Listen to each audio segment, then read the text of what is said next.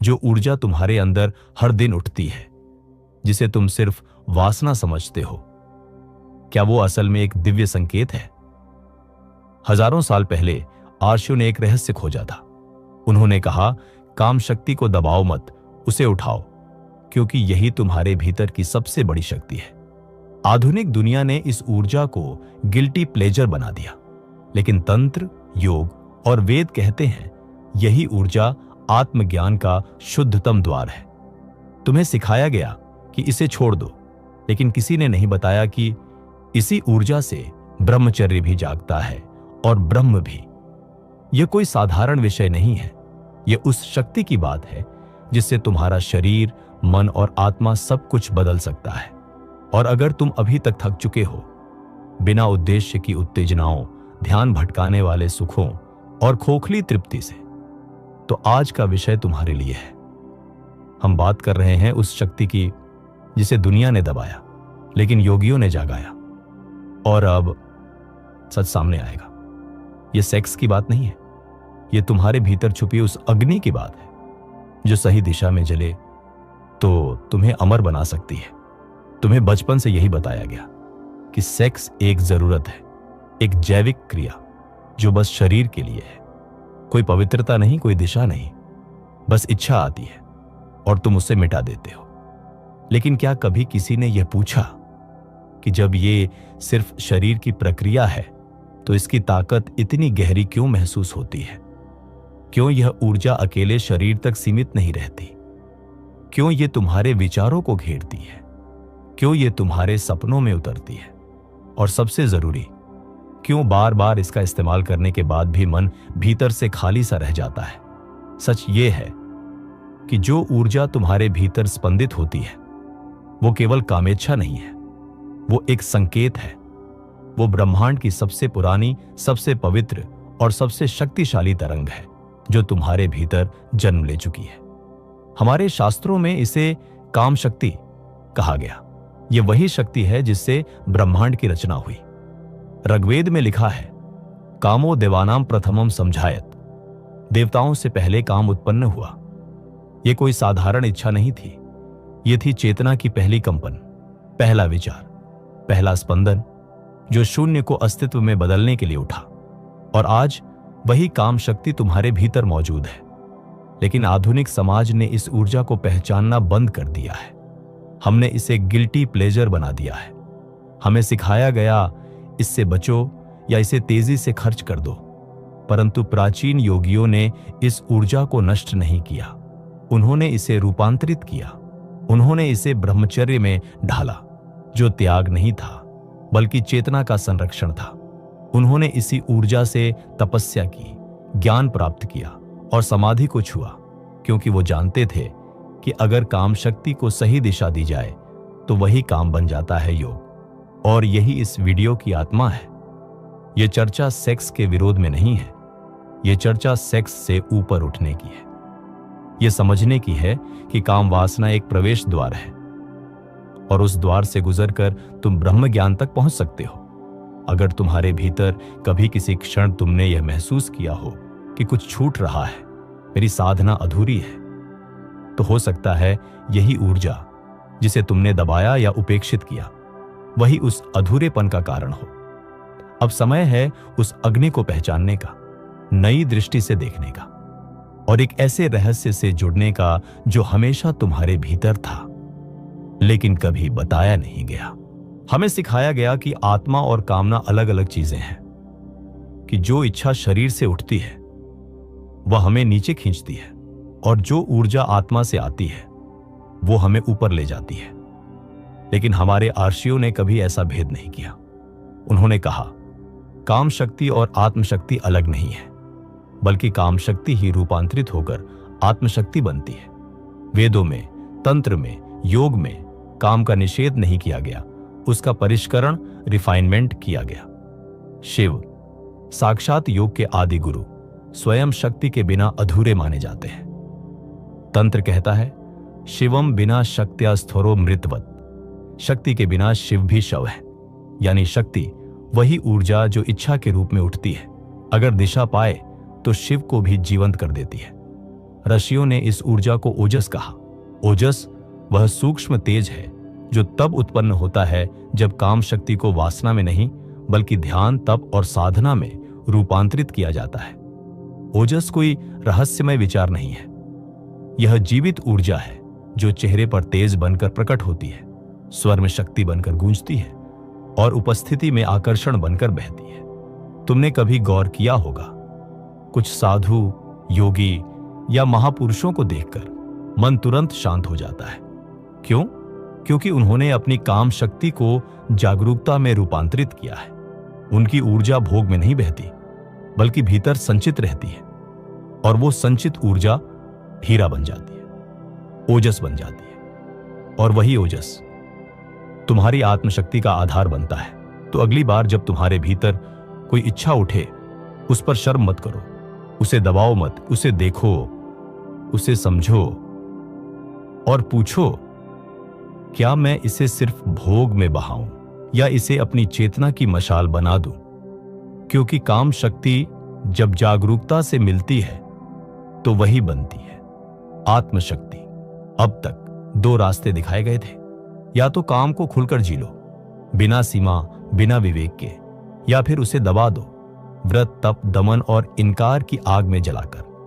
लेकिन दोनों ही रास्ते अधूरे हैं। एक रास्ता थकावट लाता है, दूसरा भीतर का उबाल। दमन से वासना मरती नहीं, वो भीतर कहीं छुप जाती है, अपराध बोध, क्रोध या बेचैनी का रूप ले लेती है। और भोग से कभी तृप्ति नहीं मिलती, केवल और चाहते जन्म लेती है, जैसे प्यास बुझाने के लिए खारा पानी पीना। तो फिर समाधान क्या है? रूपांतरण। तंत्र, योग और वेद तीनों यही कहते हैं, काम को मत दबाओ, उसे दिशा दो, उसे साधना में बदलो। जैसे नदी को बांध दो तो बाढ़ आती है और उसे खुला छोड़ दो तो वो बर्बादी करती है। पर अगर वही नदी सही दिशा में बहाई जाए तो वो खेत सींचती है, जीवन देती है। ठीक वैसे ही जब काम शक्ति को ध्यान, मंत्र और प्राणायाम से ऊर्ध्वगामी बनाया जाता है तो वह इच्छाओं की जंजीर नहीं, जागरण का दीपक बनती है। आर्षि पतंजलि ने योग सूत्र में कहा, ब्रह्मचर्य प्रतिष्ठायां वीर्य लाभा। जहां ब्रह्मचर्य स्थिर होता है वहां जीवन की ऊर्जा वीर्य, दिव्यता में बदलने लगती है। और याद रखो, यह ब्रह्मचर्य केवल बाहरी संयम नहीं है, यह है भीतर की ऊर्जा का विज्ञान कि कैसे इच्छा को देखा जाए, समझा जाए और धीरे धीरे ध्यान की लहर में बदल दिया जाए। आज की विज्ञान भी यही कहता है, हर बार जब तुम उत्तेजना महसूस करते हो तब शरीर में डोपामीन, ऑक्सीटोसिन और सेरोटोनिन जैसी रसायन पैदा होते हैं। अगर तुम उस क्षण को सिर्फ शरीर तक सीमित रखो तो ये रसायन बर्बाद हो जाते हैं। लेकिन अगर उस उत्तेजना में सचेत श्वास, मंत्र और एकाग्रता जोड़ दी जाए तो वही रसायन मन को शांति, तेज और चैतन्य में बदल सकते हैं। तो बात रिप्रेशन की नहीं है, बात रिफाइनमेंट की है। काम को त्यागो मत, उसे तप में बदलो। वासना को रोको मत, उसे विज्ञान में ढालो। क्योंकि ऊर्जा न अच्छी होती है न बुरी, वो जैसी दिशा में बहती है वैसी बन जाती है। और जब काम शक्ति को दिव्यता की दिशा में बहाया जाता है तो वही तुम्हारा सबसे बड़ा गुरु बनती है। अब बात करते हैं उस रहस्य की जिसके बारे में बहुत कुछ कहा गया पर बहुत कम समझा गया, कुंडलिनी। प्राचीन योग शास्त्र में इसे शक्ति की सुप्त सर्पिणी कहा गया है। एक ऊर्जा जो तुम्हारे मेरुदंड के मूल में, मूलाधार चक्र में कुंडली मारकर सोई हुई है। लेकिन यह कोई कल्पना नहीं, यह चेतना का विज्ञान है। जब तुम किसी भी रूप में उत्तेजना महसूस करते हो, कामना, इच्छा, लालसा, तब दरअसल ये वही कुंडलिनी हलचल करती है। वो जागने का प्रयास कर रही होती है। मगर यदि हम उस क्षण को सिर्फ शारीरिक स्तर पर जी लेते हैं तो वो ऊर्जा फिर सो जाती है, निचले चक्रों में ही बंधी रह जाती है। लेकिन यदि उसी क्षण में तुमने सांस को गहरा कर लिया, मंत्र को भीतर गुंजा दिया या बस अपनी उपस्थिति को जागरूक कर लिया तो वही ऊर्जा ऊर्ध्वगामी हो जाती है। यही है कुंडलिनी की यात्रा। प्रत्येक चक्र तुम्हारे चेतना के एक स्तर का प्रतिनिधित्व करता है। मूलाधार, अस्तित्व और भय, स्वादिष्ठान, इच्छा और कामना, मणिपुर, शक्ति और अहंकार, अनाहत, प्रेम और करुणा, विशुद्ध, अभिव्यक्ति और वाणी, आज्ञा, दृष्टि और विवेक, सहस्रारिणी। ब्रह्म से मिलन जब कुंडलिनी एक एक चक्र को पार करती है तो वह तुम्हारी चेतना को शुद्ध करती है। तुम्हारे भीतर नई समझ, नई दृष्टि और नई शक्ति जागती है। और जब ये ऊर्जा सहस्रार तक पहुंचती है तो होता है वो अनुभव जिसे तंत्र कहता है।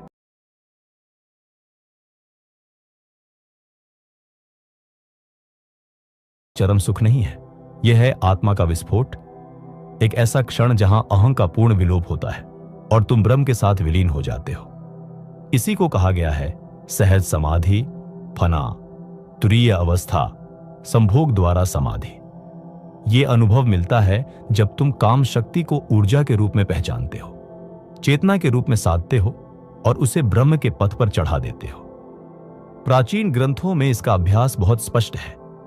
गहरी लयबद्ध श्वास, प्राणायाम, चक्रों के लिए विशिष्ट बीज, मंत्र रीढ़ में सुनहरी रोशनी का कल्पना ध्यान और सबसे महत्वपूर्ण पूर्ण उपस्थिति यहां और अभी। जब तुम सिर्फ शरीर नहीं बल्कि ऊर्जा हो जाते हो तो शरीर की सीमाएं टूटती है और आत्मा विस्तार लेती है। और यही है कुंडलिनी की वास्तविक यात्रा।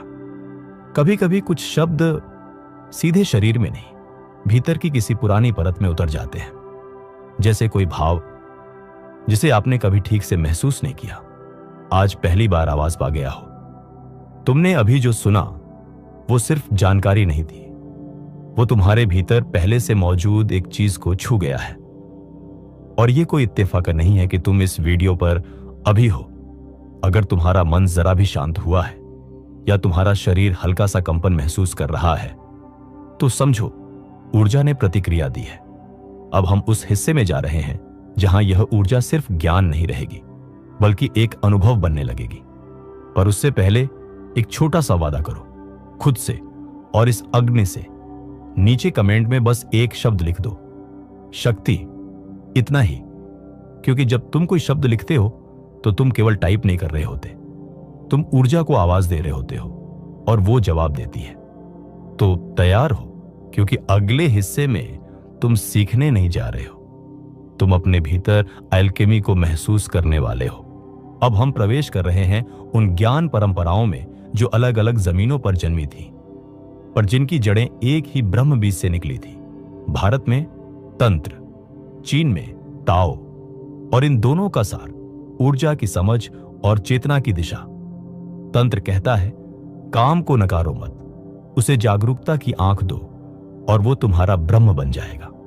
ताओ कहता है तुम्हारे शरीर में एक अमृत छिपा है, उसे बाहर बहा दोगे तो वह खत्म हो जाएगा। उसे भीतर घुमाओ तो वो तुम्हें दीर्घायु, स्पष्टता और शांति देगा। दोनों ही परंपराएं काम शक्ति को जीवन की सबसे शुद्ध ऊर्जा मानती है।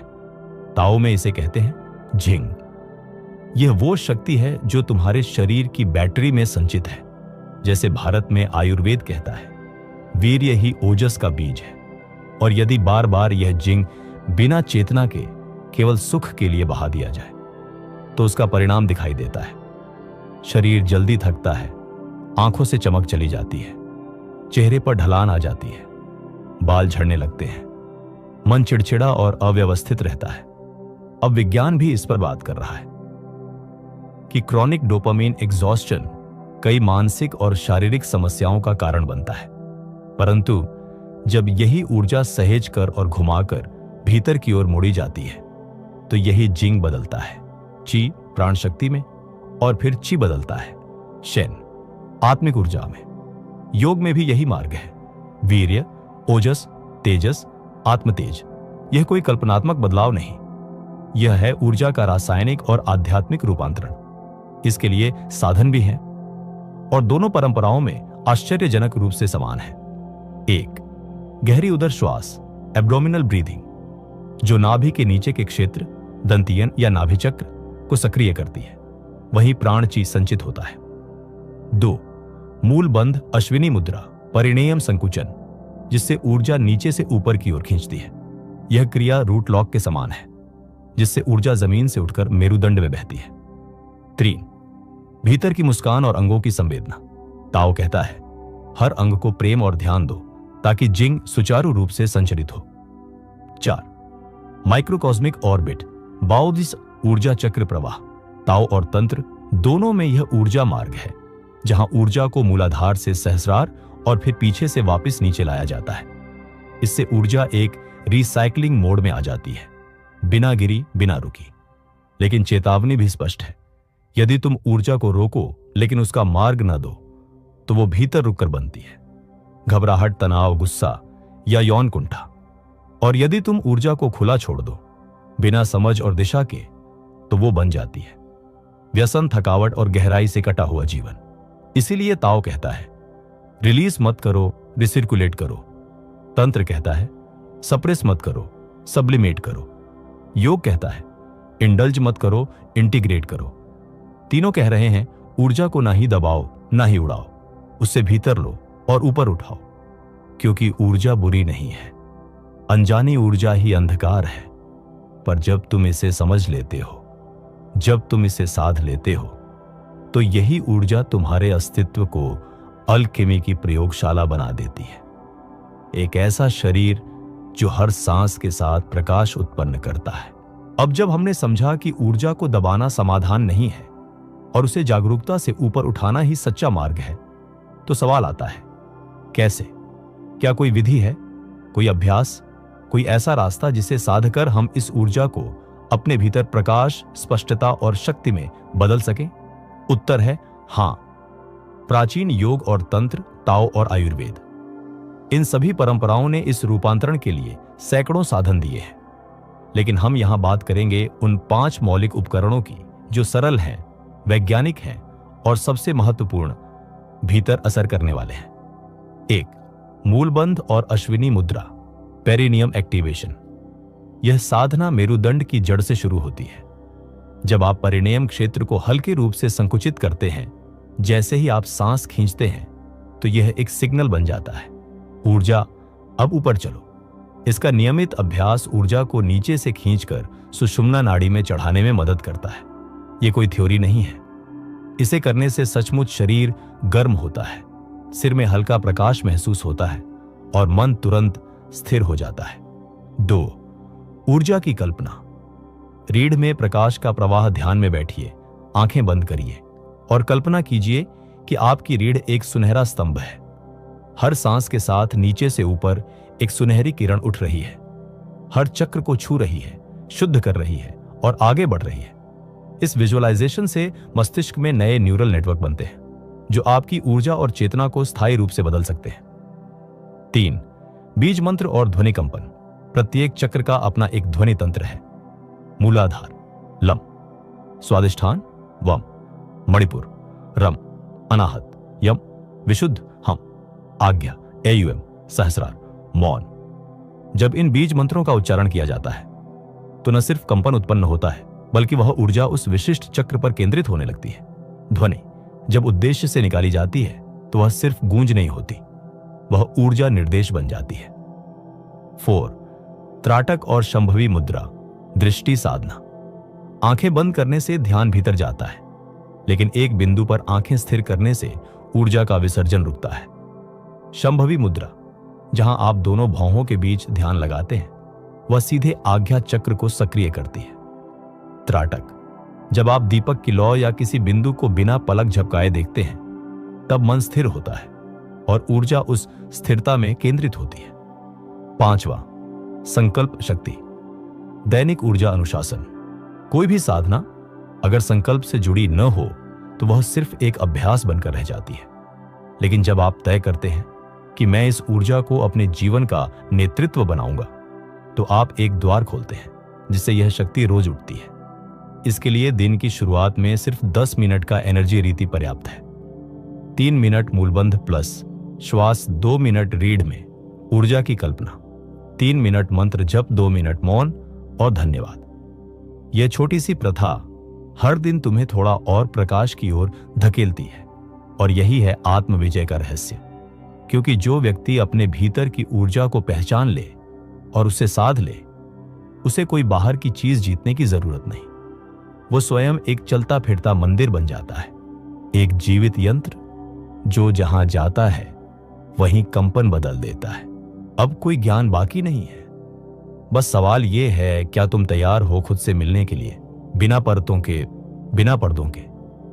तुमने वो सब सुना जिससे बचा कर रखा गया था, और अब वो शक्ति जिसे तुमने इच्छा कहा, विकर्षण कहा, अब वो तुम्हारी आंखों में देख रही है। चुपचाप नहीं, पूरी गरिमा और ताकत के साथ।